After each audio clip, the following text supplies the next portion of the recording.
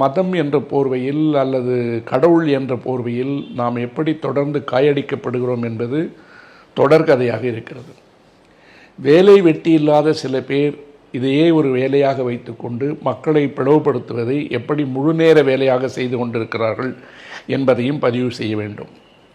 அதனால் எனக்கு இருக்கிற கோபம், மறுப்பு, எதிர்குரல், கலகக்குரல் எல்லாவற்றையும் கொஞ்சம் அடக்கி ஓரமாக வைத்துவிட்டு தரவுகளுக்குள் சென்று இருக்கின்ற உண்மையை அப்படியே பொதுமக்களிடத்தில் வைத்துவிட்டு உங்களுடைய மனசாட்சிக்கு நான் எல்லாவற்றையும் விட்டுவிடுகிறேன். எது சரி என்று தோன்றுகிறதோ அதை நீங்கள் சிந்தித்து பாருங்கள்.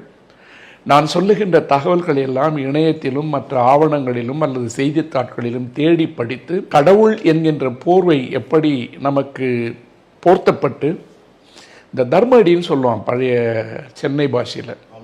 ஒருத்தனை இருட்டில் ஒரு போர்வையை போத்திட்டு எத்தனை பேர் அடிக்கிறாங்கன்னு தெரியாமல் அடிக்கிறதுக்கு பேர் தர்மடின்னு பேர். அந்த தர்மடியை இப்போ கடவுள் பேரில் வச்சு இங்கே கொஞ்சம் பேர் செஞ்சிகிட்டு இருக்காங்கன்றது தான் என்னுடைய சிந்தனை. அதுக்கு முன்னாடி இன்னொன்றை நான் தெளிவாக சொல்ல விரும்புகிறேன். இசைவாணி என்ற பாடகி எனக்கு தெரியாது, எனக்கு பழக்கமில்லை, நான் முன்பின் சந்தித்ததும் இல்லை, தொடர்பும் இல்லை. ரஞ்சித் உள்பட ரஞ்சித் பேசுகின்ற பல கருத்துகளில் நமக்கு வேறுபாடுகள் இருந்தாலும் கூட அதை பற்றியெல்லாம் நாம் கவனம் செலுத்துவதில்லை.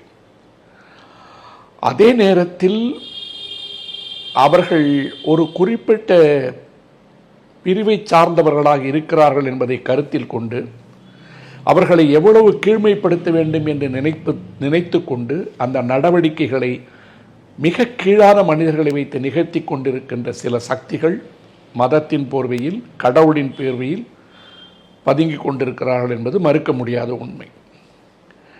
இசைவாணி பாடிய பாடல் என்பது 2018 நீங்கள் சொன்னாலும் கூட அதை அவர் பாடிய காலகட்டம் எல்லாத்தையும் விட்டுருவோம். நான் அந்த பாடலை முழுக்க உள்ளே போய் இப்போ தான் பார்த்தேன். அதில் 4 வரிகள், ஐ எம் சாரி ஐயப்பா, உள்ளே நான் வந்தால் தப்பாப்பா, நான் தாடிக்காரன் பேத்தி, உள்ளே வருவான் மாசா, என்னை அடக்கி வச்ச முடியாது, இப்படி தான் ஒரு 4-5 வரிகள் வருது.